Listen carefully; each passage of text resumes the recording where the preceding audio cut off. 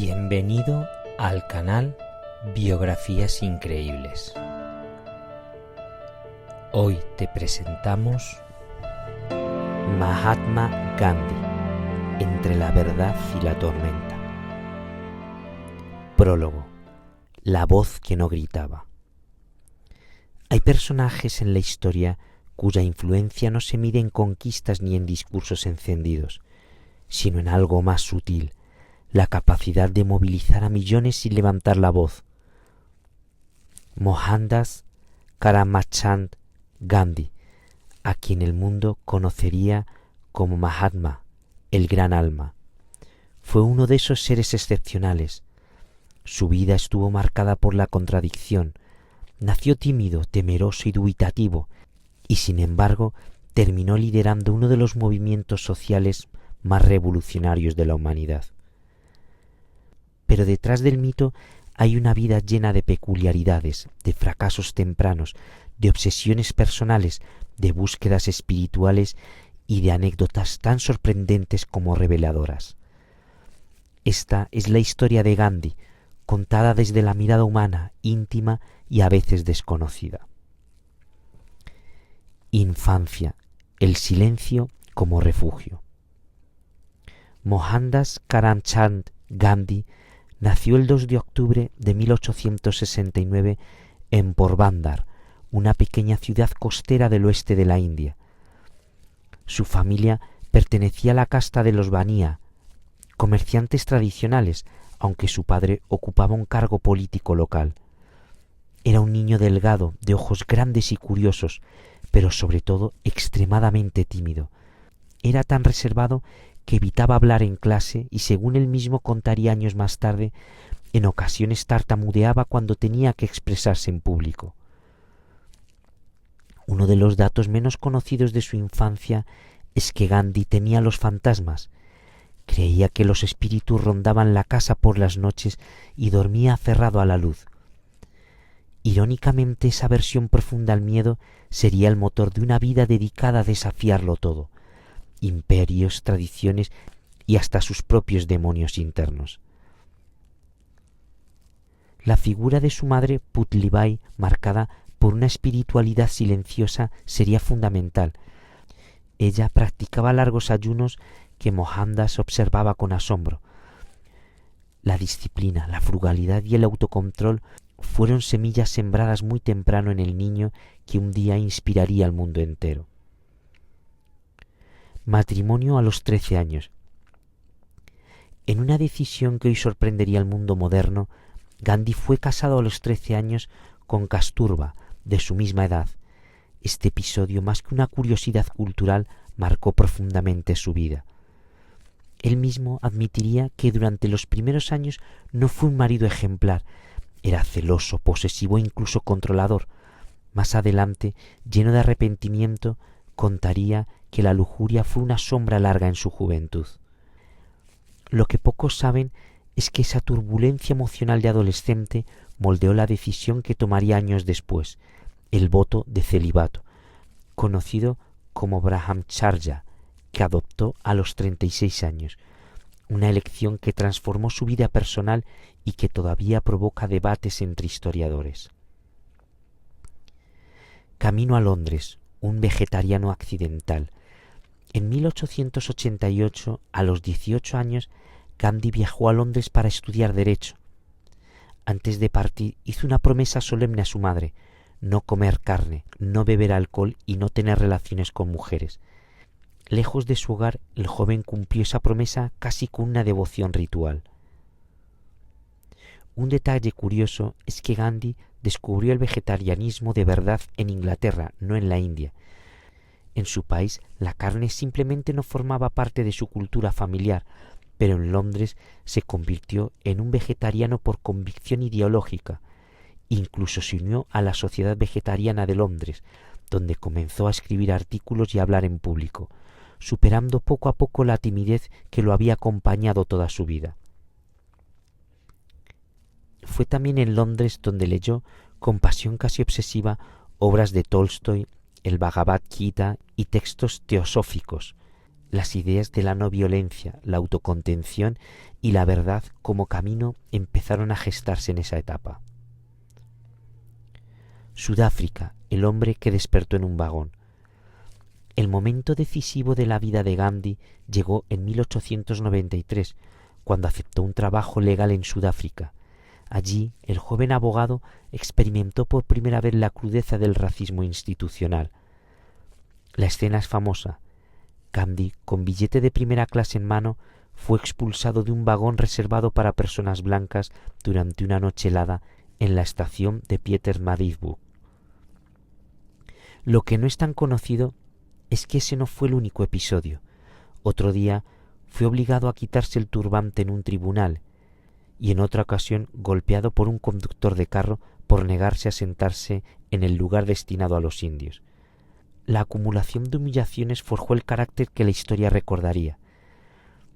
En Sudáfrica desarrolló su filosofía de Satyagraha, que él definía como la fuerza de la verdad.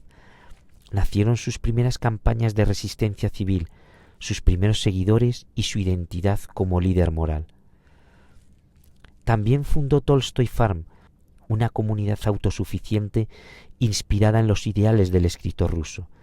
Allí Gandhi y sus seguidores cultivaban sus propios alimentos, cosían su ropa y vivían bajo estricta disciplina ética. Los niños de la comunidad dormían en el suelo. El regreso a India. Un líder a regañadientes. Cuando Gandhi volvió a la India en 1915, ya era famoso entre ciertos círculos políticos, pero él prefería la sencillez. Vestía ropa simple y vivía casi como un campesino. Pronto se convirtió en una figura central del Congreso Nacional Indio, aunque siempre mantuvo la imagen de líder que no busca el poder, sino el servicio. Un dato menos difundido es que Gandhi no quería independizar la India inmediatamente. Su lucha inicial era por la igualdad y por reformas políticas dentro del Imperio Británico. Fue la brutalidad colonial, especialmente la matanza de Amritsar en 1919, lo que transformó su postura y lo llevó a exigir la libertad absoluta.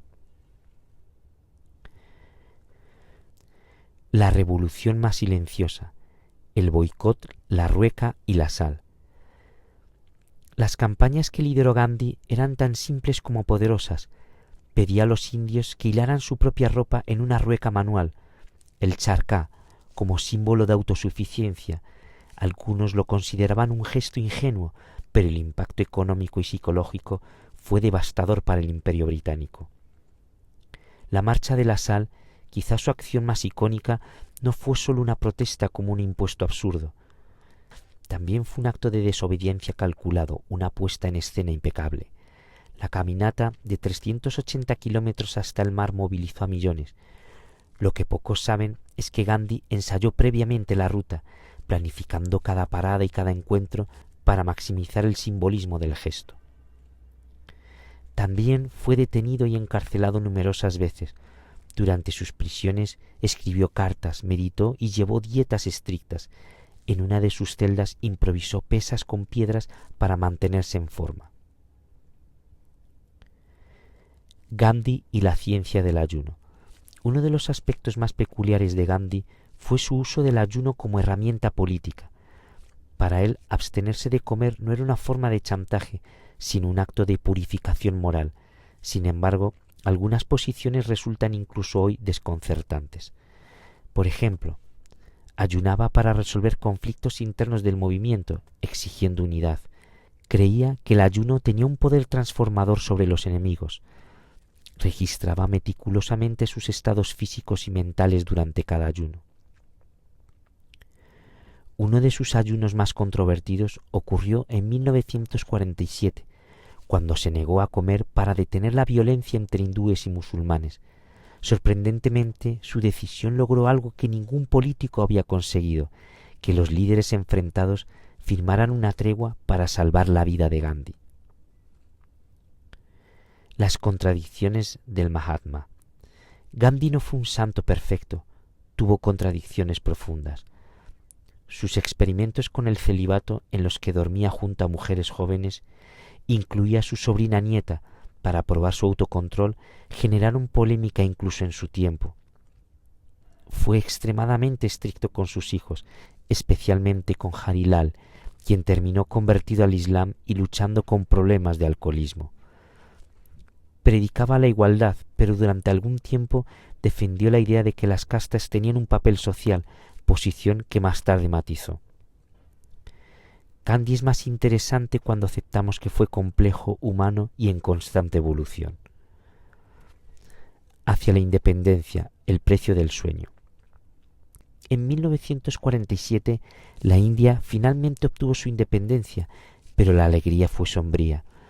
El país se dividió en dos naciones, India y Pakistán. La violencia entre comunidades alcanzó niveles inimaginables. Gandhi, devastado, viajaba de pueblo en pueblo, intentando apagar incendios humanos con palabras de calma. Muchos lo culparon por ser demasiado conciliador con los musulmanes, y fue precisamente en ese ambiente tenso donde el 30 de enero de 1948 un extremista hindú llamado Nathuram Godse lo asesinó mientras se dirigía a una reunión de oración. Las últimas palabras de Gandhi fueron: «He Ram, oh Dios mío». Algunos testigos juraron oírlo, otros lo niegan, pero la frase quedó grabada para siempre en la memoria colectiva del mundo. Legado. La fuerza de lo invisible. Gandhi murió sin riquezas. Poseía apenas unas gafas redondas, un cuenco, un reloj y un par de sandalias y su rueca. Y sin embargo, dejó un patrimonio espiritual y político inmenso. Su influencia alcanzó a líderes como Martin Luther King, Nelson Mandela y Aung San Suu Kyi. Su filosofía de resistencia pacífica cambiaría el modo en que el mundo entiende la protesta social. Pero más allá de su figura mítica, Gandhi nos dejó una reflexión universal. La verdadera revolución comienza dentro de uno mismo. Epílogo. La conversación inacabada. Gandhi decía que la verdad era como una montaña cuya cima jamás puede alcanzarse plenamente. Su vida fue un intento constante de acercarse a ella, mediante acciones pequeñas y persistentes y aparentemente insignificativas. Quizá por eso sigue fascinando a generaciones enteras, no por haber sido perfecto, sino por haber intentado día a día mejorar.